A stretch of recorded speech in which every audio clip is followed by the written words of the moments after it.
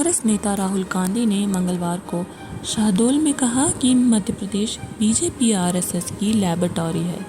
यहाँ मरे हुए लोगों का इलाज होता है। यहाँ बीजेपी के नेता आदिवासियों पर पेशाब करते हैं। जो जानवरों को भी नहीं खिलाया जाता वो सड़ा हुआ अनाज आपको दे देते हैं। राहुल ने जातीय जनगणना कराने की बात दोहराते हुए कहा कि हमारी सरकार बनी तो पहला काम जातीय जनगणना कराने का होगा। चुनाव की तारीख का ऐलान होने के बाद राहुल गांधी का ये पहला और 10 दिन के अंदर एमपी का दूसरा दौरा है।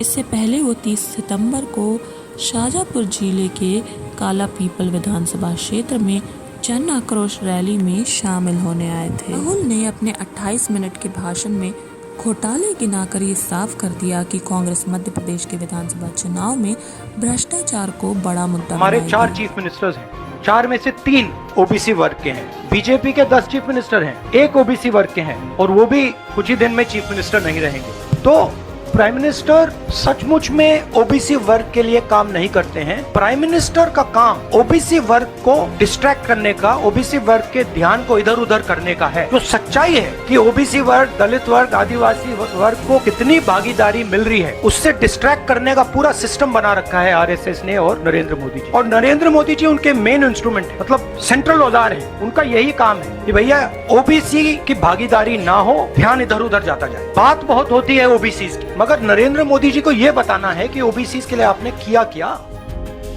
उन्होंने अपने भाषण में कहा कि अगर भारत सरकार 100 रुपए खर्च करती है तो ओबीसी वर्ग के अफसर सिर्फ 5 रुपए का निर्णय लेते हैं। उन्होंने कहा जनता से कि आप ये खुद सोचकर बताइए कि अगर भारत सरकार 100 रुपए खर्च करती है तो आदिवासी अफसर कितने रुपए का निर्णय लें।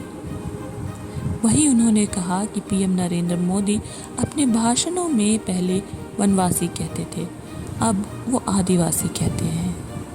आदिवासी शब्द का मतलब हिंदुस्तान के वासी, यानी कि वो लोग जो ज़मीन के मालिक थे, यहाँ पहले आए हैं। उन्होंने कहा कि आडवाणी जी ने अपनी किताब में लिखा है कि आरएसएस और बीजेपी की सच्ची लैबोरेटरी गुजरात में नहीं बल्कि मध्य प्रदेश में है। बीजेपी के इस कारखाने में मरे हुए लोगों का इलाज किया जाता है, उनका पैसा चोरी किया जाता है।